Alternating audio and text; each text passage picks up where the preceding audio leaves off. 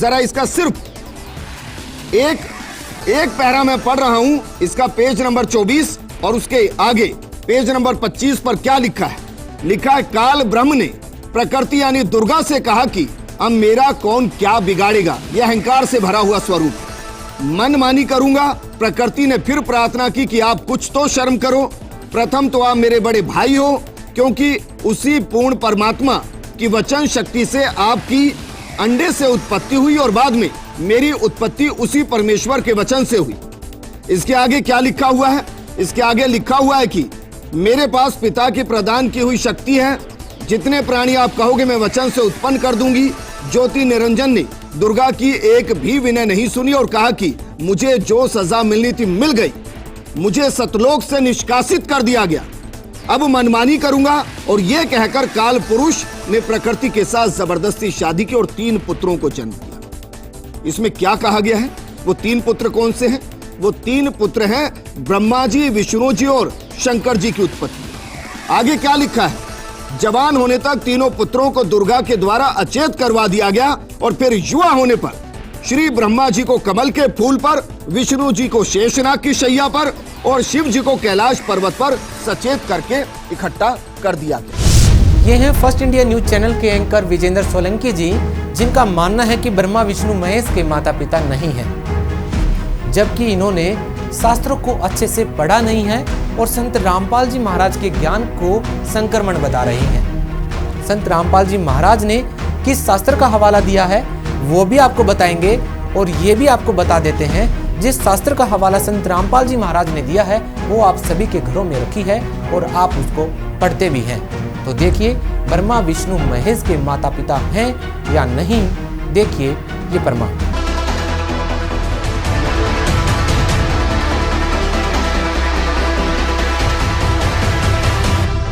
हमें ये लोक वेद सुना करते थे, ये अपने सदग्रंथों से भी परिचित नहीं थे। ये ब्राह्मण गुरु ऋषि महर्षि इन पुराणों से भी परिचित नहीं थे। और ब्रह्मा विष्णु महेश को अजरो अमर सर्वेश्वर महेश्वर, इनके कोई माता पिता नहीं, इनका जन्म मृत्यु नहीं होता, ऐसे कहा करते थे। ये लोक वेदता दंत कथा थी और इनके जीवनी में लिखा है कि इतना नासवान है, इनकी जन्म मृत्यु होती है, दुर्गा इनकी माता है और ये ब्रह्म इनका पिता है, ज्योतिनंद। ये देखिएगा जीवनी, ब्रह्मा विष्णु महेश की जीवनी। ये वही देवी भागवत गीता प्रेस गोरखपुर से प्रकाशित, संपादक हनुमान प्रसाद पोदार, चिमनलाल गोस्वामी। और देखना इस पे 123 पृष्ठ पे, तीसरा स्कंद 123 पृष्ठ पे विष्णु जी अपनी माता दुर्गा की महिमा गा रहे हैं और अपनी सतीथि बता रहे हैं। तुम शुद्ध स्वरूपा हो, ये सारा संसार तुम्ही से उद्भासित हो रहा है। मैं ब्रह्मा विष्णु, मैं माने विष्णु, ब्रह्मा और शंकर, हम सभी तुम्हारी कृपा से विद्यमान हैं। हमारा आविर्भाव मन जन्म, तिरोभाव मन मृत्यु हुआ करता है। केवल तुम ही नित्य हो, जगत जननी हो, प्रकृति और सनातनी देवी हो। ये प्रकृति शब्द भी याद रखना, आपका गीता जी में काम आएगा। जो 14वें अध्याय में दास आपको बताएगा कि प्रकृति से उत्पन्न तीनों गुण, रजगुण ब्रह्मा, सतगुण विष्णु, तम गुण शिव जी, ये जीव को कर्मानुसार फंसाए रखते हैं। प्रकृति माने दुर्गा। 14वें अध्याय के 3, 4, 5 श्लोक में लिखा है कि प्रकृति मेरी पत्नी है, मैं पति हूँ इसका, इसके पेट में जीव स्थापित करता हूँ जिससे सब जीवों की उत्पत्ति होती है। विष्णु जी कह रहे हैं कि मैं ब्रह्मा और शंकर, हम सभी तुम्हारी कृपा से विद्यमान है। हमारा आविर्भाव मन जन्म, तिरोभाव मन मृत्यु हुआ करता है। केवल तुम ही नित्य हो, जगत जननी हो, प्रकृति और सनातनी देवी हो। इसी का समर्थन भगवान शंकर कहते हैं। भगवान शंकर बोले, देवी यदि महाभाग विष्णु तुम्ही से प्रकट हुए हैं यानी उत्पन्न हुए हैं, तो उनके बाद उत्पन्न होने वाले ब्रह्मा भी तुम्हारे ही बालक हुए। फिर मैं तुमको लीला करने वाला शंकर क्या तुम्हारी संतान नहीं हुआ? इति सिद्धम के ब्रह्मा विष्णु महेश नासवान है, दुर्गा इनकी माता है। मुझे भी उत्पन्न करने वाली तुम ही हो शिवे। संपूर्ण संसार की सृष्टि करने में तुम बड़ी चतुर हो।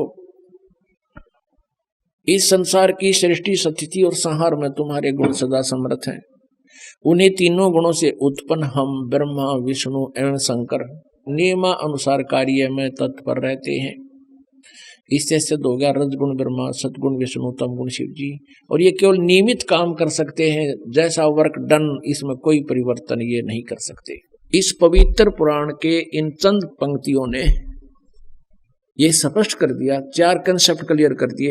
एक तो ये है कि ब्रह्मा विष्णु महेश नासवान, इनकी जन्म मृत्यु होती है। दूसरा ये हो गया कि दुर्गा इनकी माता है। तीसरा ये हो गया कि रजगुण ब्रह्मा, सतगुण विष्णु, तमगुण शिव जी है। और चौथा ये हो गया कि ये केवल जैसा जिसने कर्म किया है उतना ही आपको दे सकते हैं, उसमें कोई परिवर्तन नहीं कर सकते। ये पाप नाश नहीं कर सकते, प्रारब्ध में परिवर्तन नहीं कर सकते। रजगुण ब्रह्मा, सतगुण विष्णु, तमगुण शिव। ये देखो हमारे सदग्रंथों में प्रमाण। मार्कंडेय पुराण गीता प्रेस गोरखपुर से प्रकाशित है।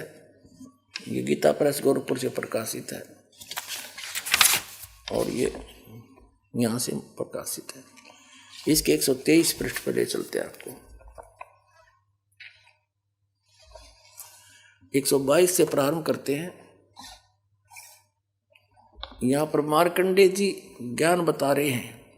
मार्कंडेय जी बोले, मुने, यहां तक हम इसके सामने लेते हैं, यहां पर आते अपने मतलब की बात लेते। रजोगुण प्रधान ब्रह्मा, तमोगुण प्रधान रुद्र और सतगुण प्रधान विश्वपालक विष्णु हैं। यही 3 देवता हैं और यही 3 गुण हैं। इति सिद्धम रजगुण ब्रह्मा है, सतगुण विष्णु, तमगुण शिव जी। इन्होंने, इन अज्ञानियों ने काल प्रेरणा से, नकली संतों, महंतों, आचार्यों और शंकराचार्यों ने, गुरुओं ने अध्यात्म ज्ञान को ऐसा उलझा दिया इस काल प्रेरणा से कि 9 मन सूत उलझिया, ऋषि रहे झकमार, और सतगुरु ऐसा सुलझा दे उलझे ना दूजी बार।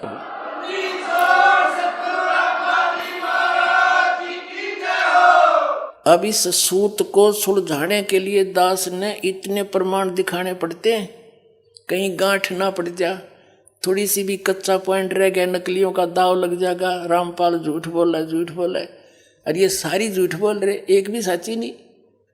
तो अब इनको ये कति कंडेम हो जाएंगे थोड़े दिन में, इनके पास स्थान नहीं रहेगा लोकने छिपने को।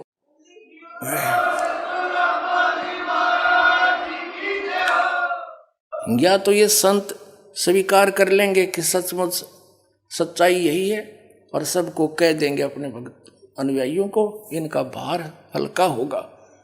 और नहीं तो इनको यहाँ जगह नहीं रहेगी हिंदुस्तान में रहने के लिए। एक दिन ऐसा आ जाएगा, पलायन करना पड़ेगा इनको दूसरे। तो इस 9 मन सूत सुलझाने के लिए इतने 1 पॉइंट 1 बिंदु को क्लियर करने के लिए ढेर सारे प्रमाण दे करके फिर आगे बढ़ना पड़ता है। और तभी आज दास सफल हुआ, कबीर परमात्मा की रजा से उसके बच्चों को ज्ञान पहुंचाया।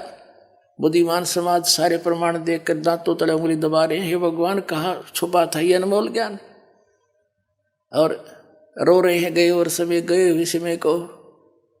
अब कंसेप्ट क्लियर करता है दास आगे। रजगुण ब्रह्मा है, सतगुण विष्णु, तमगुण शिव। ये देखिएगा, ये है श्रीमद् देवी भागवत हिंदी टीका सहित भाग 1। ये कहाँ से प्रकाशित है? अथ देवी भागवतम सभाष्टीकम सैमात्यम। और ये कहाँ से छपी है? खेमरा श्री कृष्ण दास प्रकाशन, मुंबई।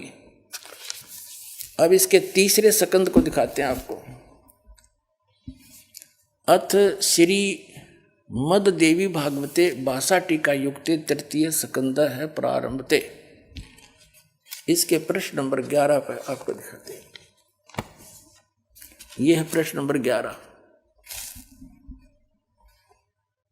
देवी भागवत भाषा टीका तृतीय स्कंद अध्याय 5 का ये मंत्र नंबर हम 8वां पढ़ देंगे, 7वां या समाप्त हुआ।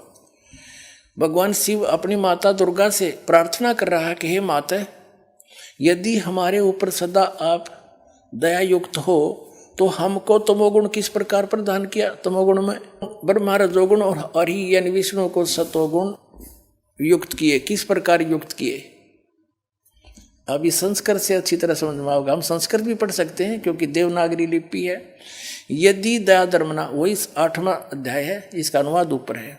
यदि दा धर्मना न सदाम्बिके कथम अहम विहित च क्यों बना दिया मैं को तो तमोगुण है।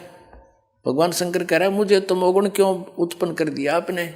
और कमल से उत्पन्न होने वाले ब्रह्मा जी को रजोगुण संभा, इसको रजोगुण क्यों बना दिया। सुविहित किमु सतोगुणो हरि, विष्णु जी को क्यों आपने सतोगुण बना दिया।